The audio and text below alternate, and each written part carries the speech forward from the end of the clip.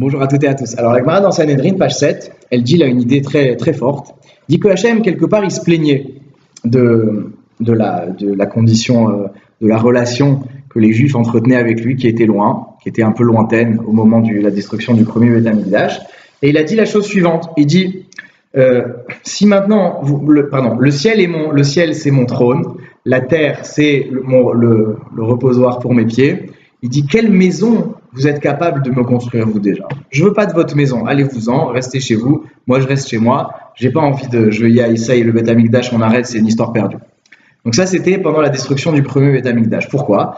Parce que l'essentiel de la relation de Dieu, de la présence du Beth Amikdash, elle est pour exprimer la relation que nous on a avec notre Créateur. S'il n'y a plus de relation, s'il n'y a plus de cœur, alors finalement, quelle que soit la bâtisse, elle ne remplit pas son rôle, qui est d'exprimer la relation. Donc finalement, la bâtisse s'en va. Et bien la Gemara, elle dit que c'est la même idée dans la relation entre un homme et une femme. Il y a un Rav qui disait là-bas dans la Gemara, il dit quand moi et ma femme on s'aime, eh ben on peut dormir quelque part, même sur le plat d'un glaive, qui est un endroit très très étroit, et que si on bouge un tout petit peu, on se coupe.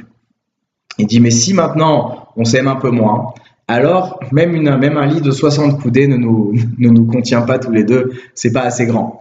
Alors qu'est-ce qu'on voit aussi de là? Eh ben dans une maison, très souvent, on se dit, bon, on va avoir une grande maison, on va augmenter les conditions matérielles, on va faire ci, on va prendre ça, on va acheter ci, on va faire ça.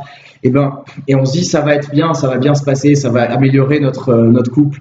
Et bien finalement, la Gemara, elle nous dit complètement l'inverse. Le Beth Amikdash, c'est l'expression de notre amour pour Hachem, de la relation qu'on a avec notre Créateur. Et une maison, c'est quelque chose qui va nous aider à contenir deux personnes qui travaillent leur couple. On a envie de dire qu'ils s'aiment, mais comme c'est naturel au début, et après dans le couple, des fois il y a des défis à soulever, à surmonter. Il faut travailler son couple.